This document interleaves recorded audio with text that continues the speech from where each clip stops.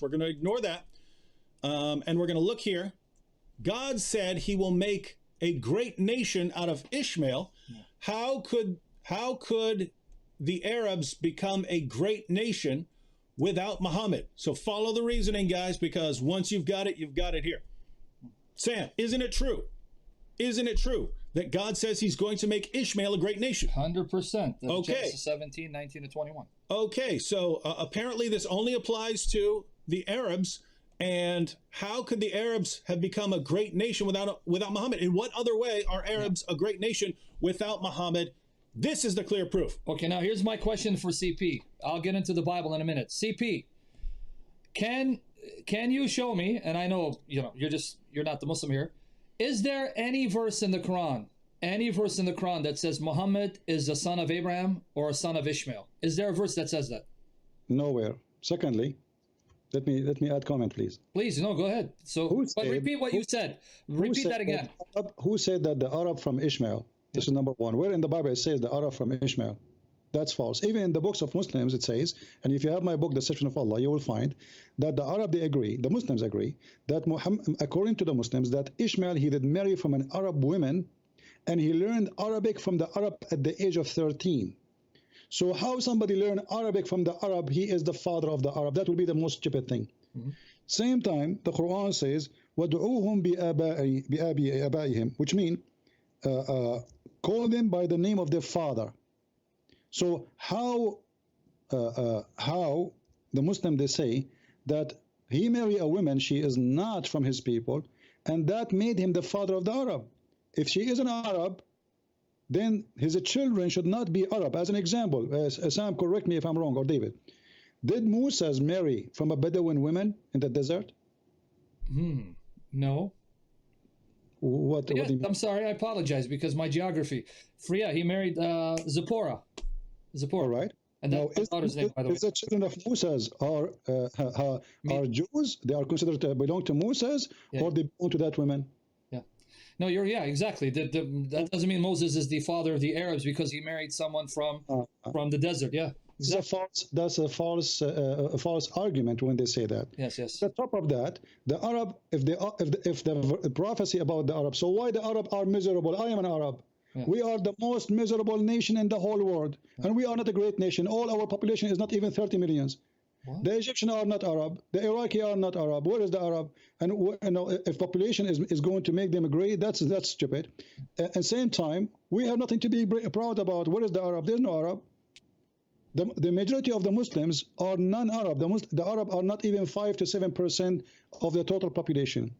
And if you see what the Arab, now the only thing we can say the Arab are great about is having oil. If that will make us a great, like now Saudi Arabia is meeting in the G20. The great Saudi Arabia, is it a great? No, it's not. 80% of population of Saudi Arabia do not know how to write, how to read. So the prophecy cannot be about the Arab because the Arab until now never was and they will never be great for a very simple reason. Islam destroy everything we have. Exactly. Yeah. And I just want to add something. When you said Bedouin, I was thinking Saudi Arabian, but yes, you're right. Zipporah, Midian, they were in the desert. Now, I just want to add the biblical response. You heard what CP said. There were Arabs before Ishmael. Even in Islamic tradition, Ishmael married an Arabic woman from the tribe of Jurhum, actually 2 of them. But for those of you who want biblical refutation to this argument, what made Ishmael great? Not Islam. The prophecy was fulfilled in the lifetime of Ishmael.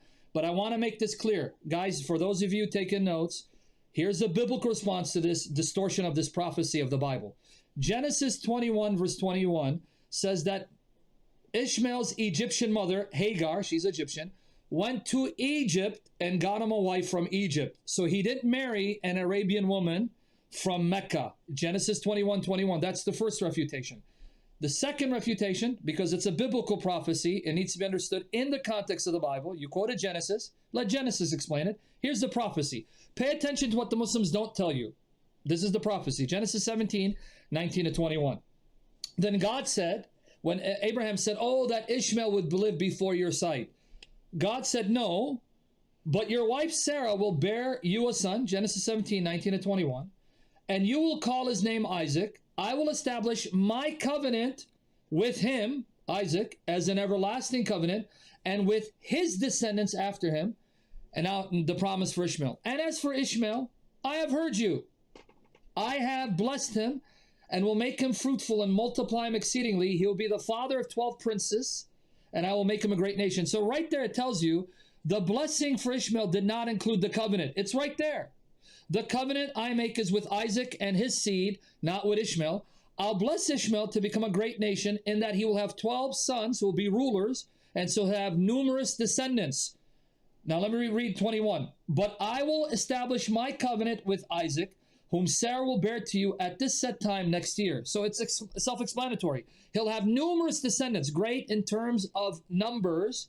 Now, was that fulfilled in the time of Ishmael, or did we have to wait for Muhammad? What was the blessing? 12 rulers making a great nation. Notice 12.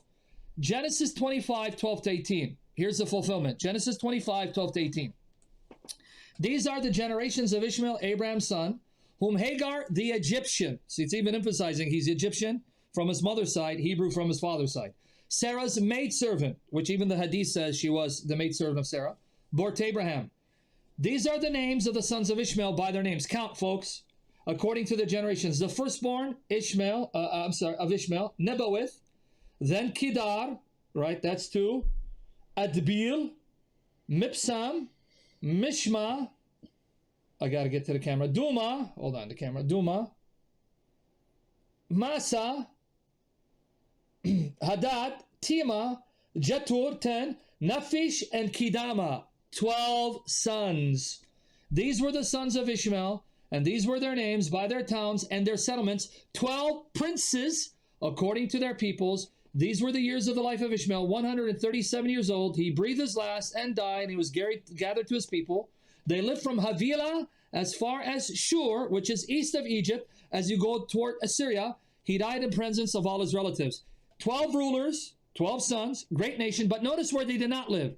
They didn't live in Mecca and Medina. It says they lived from Havilah as far as Shur, east of Egypt, toward Assyria, which would be in Iraq. He died in the presence of his relatives. Please stop distorting the Bible. It does not support Muhammad. And notice we've been giving everyone we've been giving Muslims the opportunity to bring their best arguments, and look at what they've been bringing so far. And I'm having trouble finding many more arguments from the Muslims here. So notice, ladies and gentlemen, we said we're giving Muslims the opportunity to bring their best arguments. This is what they've been bringing so far. Can I add something? You've got Ishmael's going to be a great nation. What about the Quran? Go ahead. Even why the Quran did not say, I will make prophets from Ishmael. Yeah. Look what the Quran says. If you go to chapter 29, verse 27, maybe Sam, he can read it. Chapter 29, verse 27, it says it clearly that Allah gave Abraham 2 children, Isaac and Jacob. Do you find it, Sam? Yep, here, let me get it for you. 29, 27, he said, right? Yeah. And we bestowed on him Abraham, Isaac, and Jacob, and we established the prophethood and the scripture among his seed, and we gave him his reward in the world, and lo, in the hereafter, he verily is among the righteous. Which seed he mentioned? He mentioned Isaac and Jacob, not Ishmael. So where is Ishmael, and why he did not? I mean, how you drop the elder in the family? You drop him down. You know, he should mention we gave him Ishmael and Isaac and Jacob, and then we gave from his seed the prophethood. If this is accurate. And to confirm your point, 45:16 CP, that the prophethood was established among Isaac and Jacob's seed Israel, 45:16, to confirm what you said, so they don't say you're twisting it.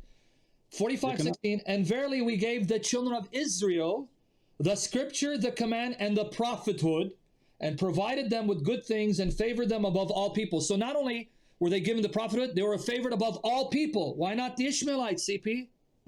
Yeah. That's that. And at the same time, as I said, the Ishmael have nothing to do with Muhammad. But as always, Muhammad and the Muslims are looking for honor. When you have a bankruptcy, you try to attach yourself. How the Jews are evil, and then they say Muhammad like Moses. Like, was Moses bewitched? No. If I say to Muslim, you are following a bewitched prophet, they will feel offended, correct? Yes. Okay, but isn't it your book says that the prophet was bewitched?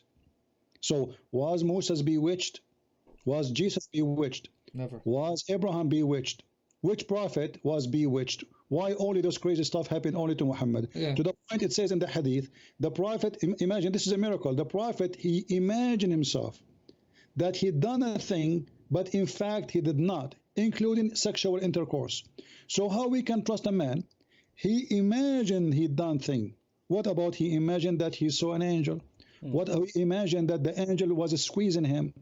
And by the way, why the angel squeezed him? Have you ever heard of an activation of, like, did God squeeze Moses 3 times?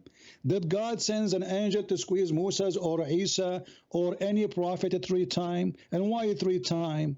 And what happened before the squeezing and after the squeezing? Muhammad before the squeezing was mayonnaise, after the squeezing became mustard. What the squeezing for? Precisely. CP, I want to emphasize again because people need to catch this. Notice what you said, and I want you to hammer it. Not only was Muhammad bewitched, he was bewitched to the extent he thought he was sleeping with his 11 wives. CP, what does that say about his mind that he thinks he's sleeping, having sex with women? That means something was happening to him where he's thinking he's engaged in intercourse. Now, how embarrassing is that his God would allow that to happen? That's not only embarrassing.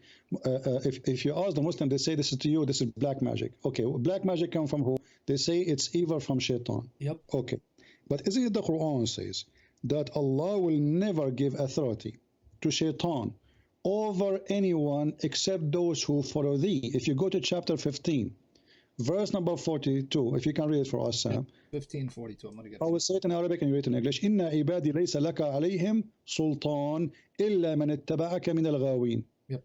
Lo, as for my slaves, you have no power over any of them, save those who are wrong and follow you.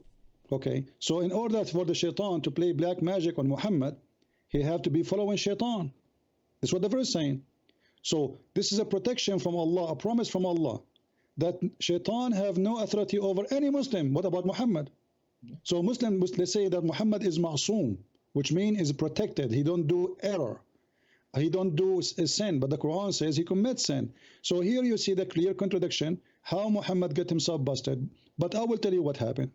Muhammad, because obviously he is a crazy mental man. The Arab at that time, as every time, when they cannot explain a medical condition, they say he was bewitched. So Muhammad obviously is suffering from a very harsh condition. He have what they call it shofroniza, and I'm not sure from the English word. You can correct me.